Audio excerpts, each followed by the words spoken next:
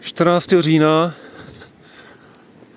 hezký ráno, už jsem se zbalil po 7 hodině a radši vypad, přece jenom spaní přesně tady je takový exponovaný místo pro oči případných strážců parku nebo chráněné oblasti, nebo jak to nazvat. Takže do příštího městečka mám to minimálně 10-12 kiláků,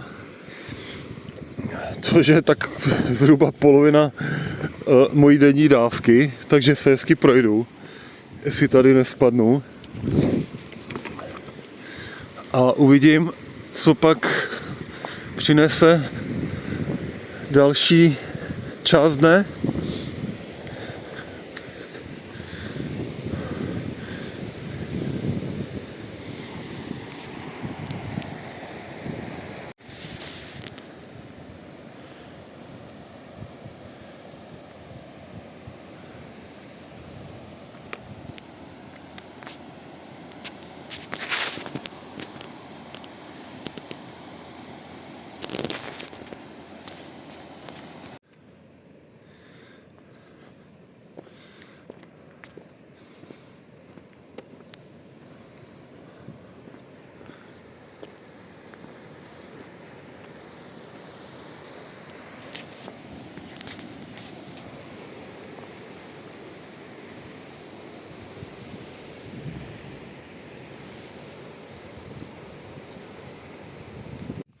Aniž bych to vůbec očekával, tak jsem se vyloup z křoví.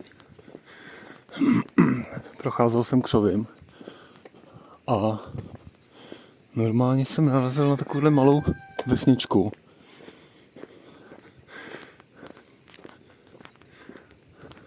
A teoreticky by tady měla být kavárna. Takže bych zaútočil. Ale vypadá, že tamhle je, ale že... No, tak jako mohli by mít otevříno pro trackery.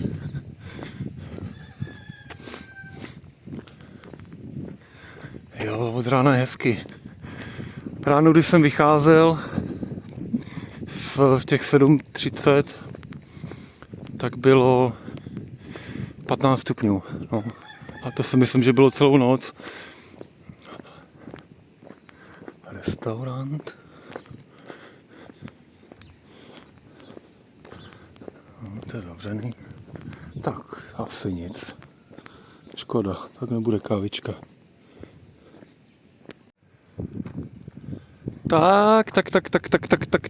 Tak. Opouštím ranní dortíčkovnu a kávičkovnu. Místní Portugalci tam už od rána pijou malý cervezky, tak tomu říkám kultura správná, jak má být.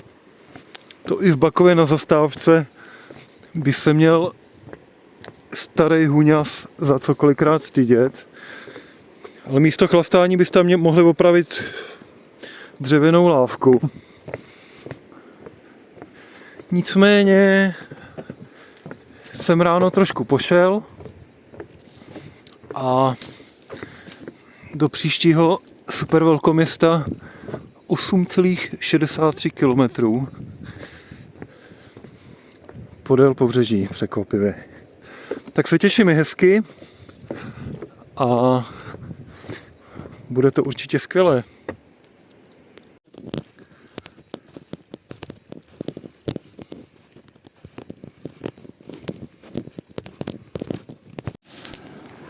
Tak, tohle je moje koupací pláž. Konečně nebudu smrdět jako tchoř šuperka, nebo čiperka, nebo jak se jmenoval, ale budu vyvoněný jako mořská sůl, teda oceánská sůl. Zrovna svítí sluníčko, voda je čistoučká, vidím na dno tamhle, asi 10 metrů. A tak se těším. 18 stupňů třeba, to není úplně marný. I'm helping my friend. It's a, Oh, really?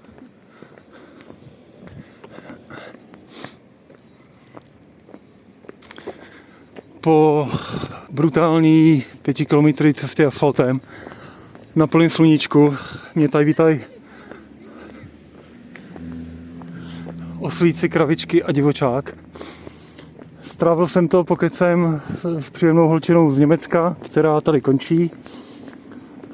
Já definitely si tady najdu nějaký stánek a občerstvím se, protože to sluníčko je dneska docela pekelný. A těším se, až dojdu pak k ty pláži, protože to se musí obejít, abys tam došlo. Takže tady je taková řeka, která se musela obejít. A tady místní grafiťák.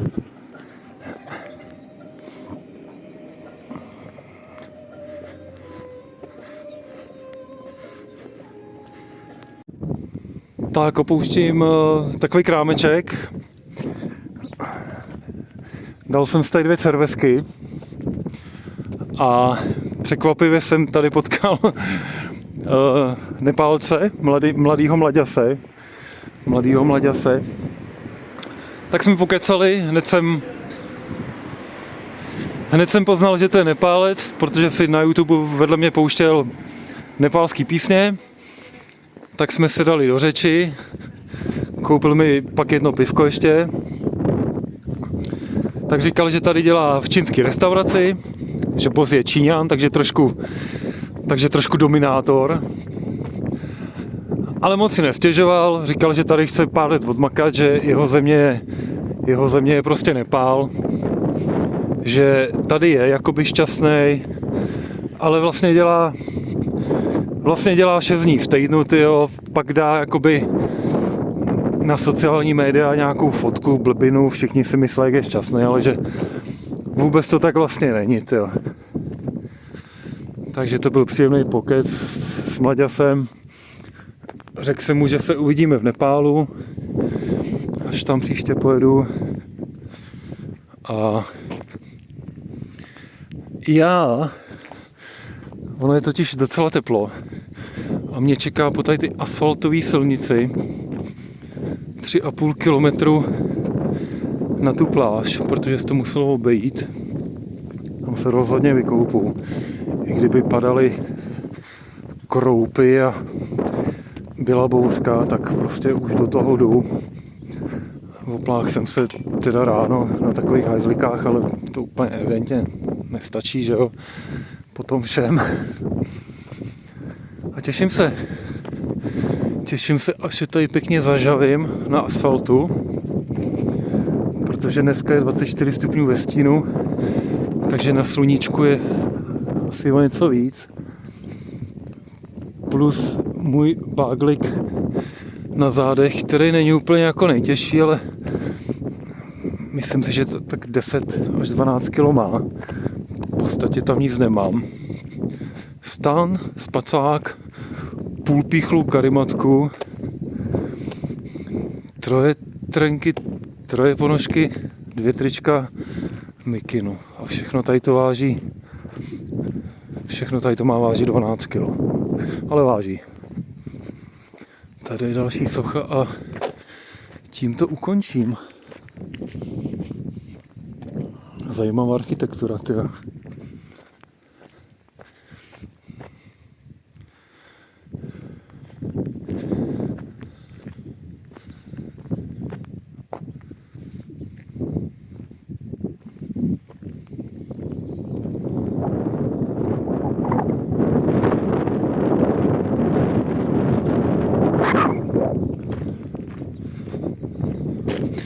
Ještě co jsem chtěl říct vlastně, jak jsme spolu kecali s tím Nepálcem, tak hned se mi pochlubil, že umí otvírat pivka zubama. Tak mi hned ukázal, jak otvírá lahváče zubama a že je v tom hrozně dobrý, že to dělá dlouhý roky. Tak jsem říkal, to dobrý seš. To jsem viděl naposled u mýho bráchy tak před 35 rokama, když to dělal. Ale hochu bacha, aby ti ten zub neto. Ale byl veselý a pak otevřeli to moje pivko druhý. Mě. Tohle je dvoutaktní nepálská hulka.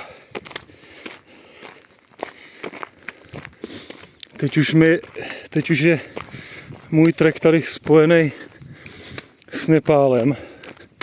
Tak Nepálcům ukazuju, že tady ty hůlky jsem si koupil v Katmandu za 100 korun. Poté, co jsem to usmluval ze 127 korun. Tak, počasí a všechno, i hodina, která je teď asi třeba druhá, já nevím, hodinky mám někde pryč, mi nahrávají k tomu, abych se vykoupal, samozřejmě o tom vím. Já jsem to video ty pláže točil před 8 kilometrama tamhle ze zora, ale muselo se to celý obejít, protože tady teče řeka. Takže to muselo být 8 kilometrů po mostě, takže 4 tam a 4 nazpátek, aby se člověk dostal tady k tomu bajnému baru, který určitě pak navštívím. Teď mám samozřejmě na výběr, jestli se chci koupat v řece, která je tamhle, nebo v oceánu, osolit oceán pěkně, až tam vlezu, protože už je to nějakou dobu. A nebo, jestli chci si koupat v oceánu a potom se chci od soli vykoupat v řece. Člověk tady má tolik možností z těch dvou věcí, řeka a oceán. 2 na druhou jsou 4, takže mám asi 4 možnosti, jak to udělat. Ale rozhodně to nějak udělám. Je teplo, na sluníčku je teplo. A i kdyby nebylo, tak jsem rozhodl, že tam jdu. A hlavně tohle vypadá úplně bombasticky, s punkovou rybičkou. Takže vzhůru do vln. Je to koupací den, takže nevytáhnu moje koupací kraťasy, půjdu tam v trenkách, který se zároveň samovyperou. A tady polevituju nějakou dobu. Protože tamhle je další bar, kdyby náhodou jich tady bylo málo. Překvapuje se, ke břehu oceánu jde pískem. A už jsem blízko, všude jsou opalující se těla.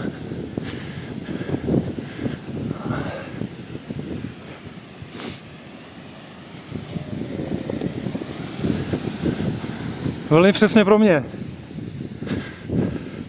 Ještě tady mít surf, tak si s ním vyrazím zuby. Jako na Novém Zélandu skoro. Po tom, co jsem se na tom asi 32 milisekund udržel a spadnul a mále mi to vyrazilo zuby.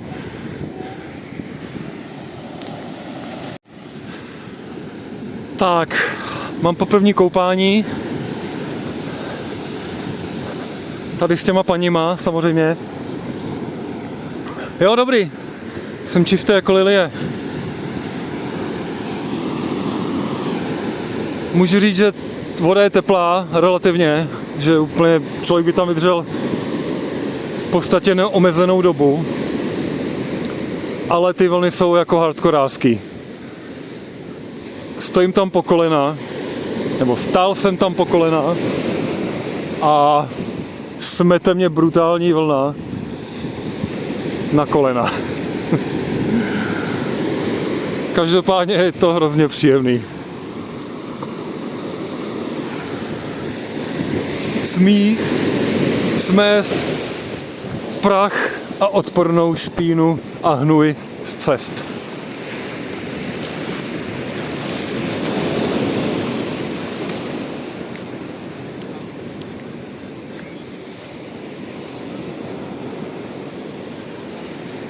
No, myslím, že tam lítnu ještě jednou.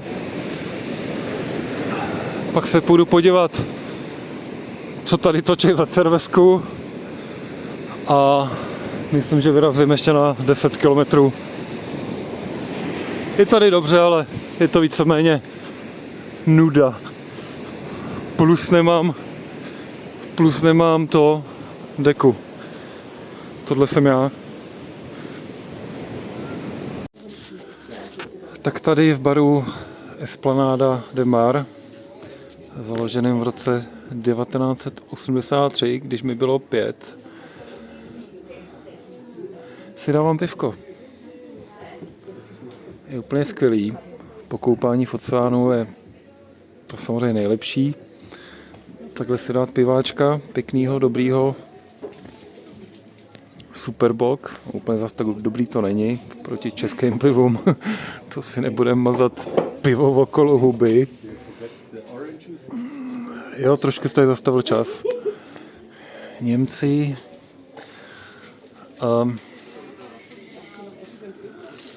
Tady je ten útes, ze kterého byla vidět ta pláž.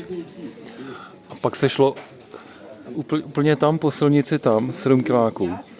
Ale paradoxně to šlo přebrodit i tady.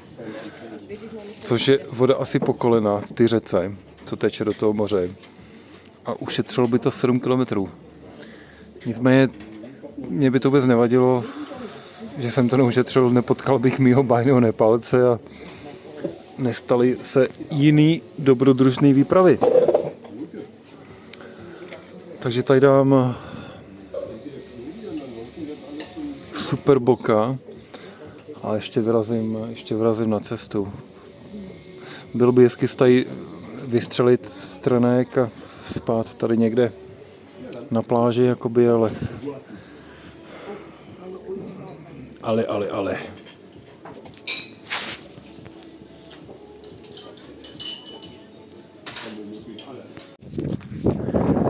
Tak, ještě na chvíli na cestě z oceánského baru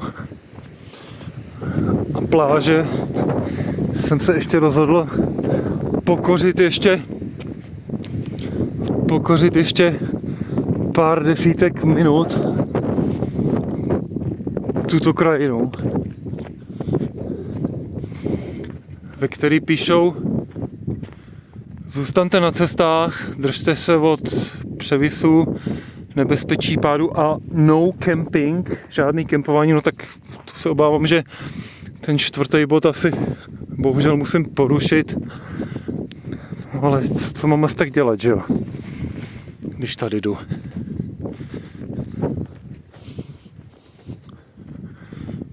Je? Tohle jsem tady ještě neviděl. Tady ten mech. To roste na Zélandě, v Nepálu a všude různě po světě. A anglicky se tomu říká v překladu vousy starého muže. Tak to je skvělý. Tebe jsem tady mechu takhle nečekal.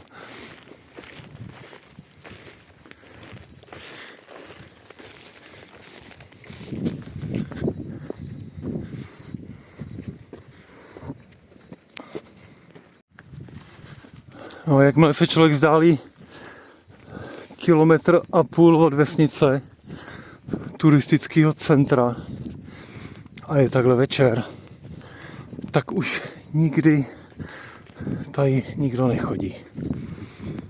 Jenom já, moje dvoutaktní hůlky a dvoutaktní boty. A oceán v dáli, teda poblíž.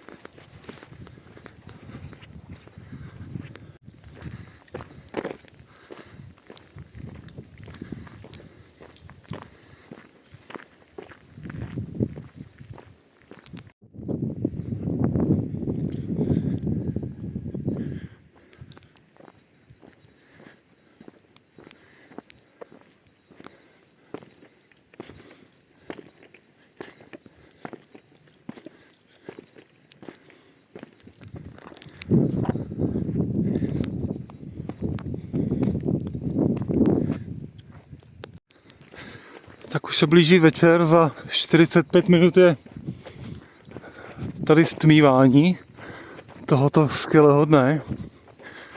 A já pevně věřím a vím a doufám, že za první zatáčkou doleva tamhle přijde oceán a musím tam najít rychle nějaký místo na stan, abych to pak nestavil za tmy, což úplně nechci. Počasí je dobrý, nefouká vítr, takže ani by to nemělo být problém postavit ten stan, ale už toho mám taky plný kecky. Teď jsem sypal docela pár kilometrů jako Schumacher a mám úplně samozřejmě mokrý záda. A slaný záda. Ale to mám z toho, jak jsem se koupil s tom Atlantiku, myslím ještě. To není můj pot, vůbec ne. 14. října, skoro 7 večer, za chvíli bude tma. Za kopcem. Podařilo se mi najít v této přímo kanadské divočině místo na spaní. Už jsem měl trošku cepky, ale že nic nenajdu, ale pak jsem trošku odešel od hlavní štrásy, od hlavní písečné štrásy. Prošel jsem tady Vřesovištěm. Tamhle krásně Měsíc. A našel jsem tady tuto kotlinu. Stan ani není vidět, jak je to maskvaný. Nicméně si úplně nemyslím, že by tady někdo někdy šel. Protože je to opravdu mimo stezku. Jenom třeba jakoby 200 metrů mimo stezku, ale kdo by chodil tady a proč, když ne na záchod? A kdo by chodil na záchod až tak daleko, kdyby teda měl problém? Když se dá zajít od hlavní stezky 20 metrů na záchod a člověk nemusí chodit už sem. Jo, takže jsem přišel. Tady ten dolík, tady, a říkám, ty vole, tady není úplně moc rovina na ten stan, co potřebuju. Já potřebuji malinko, 1,5 metru čtverečnej. No, co on je tamhle. Takže jsem se tady pěkně vykempil v dělíčku. Ježíš, abych trefil na zpátek dostanu, abych nemusel dát stan a spát tady na zemi celou noc. A bude to dobrý. Dneska je hezky. Nevím, jak má být zítra. Vůbec jsem se moc nedíval, je to jedno. Vím, že nějaký den má trošku pršet nějak, tak možná úterý nebo středa. Je to jedno, ono tak dopadne. Když tak se schovám v nějakým cervezabaru, pokud teda bude po cestě, a že jich tady je teď docela dost. A já se jdu najíst a pokoukám se na nějaký filmík.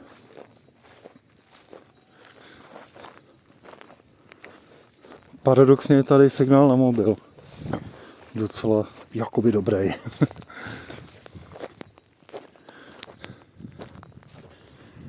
No. Takže takhle hezky končí dnešní den.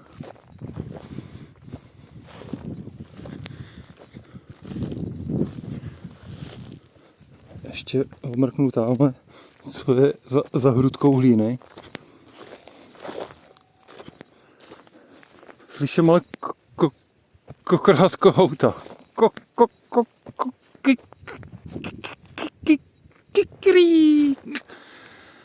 No, takže všude les. Ale do civilizace to není daleko. Támhle je nějaký barák, třeba 200-300 metrů vzdušnou čarou. Myslím si, že čím víc jakoby na jih půjdu, tím víc a víc bude civilizace. Tak dobrou.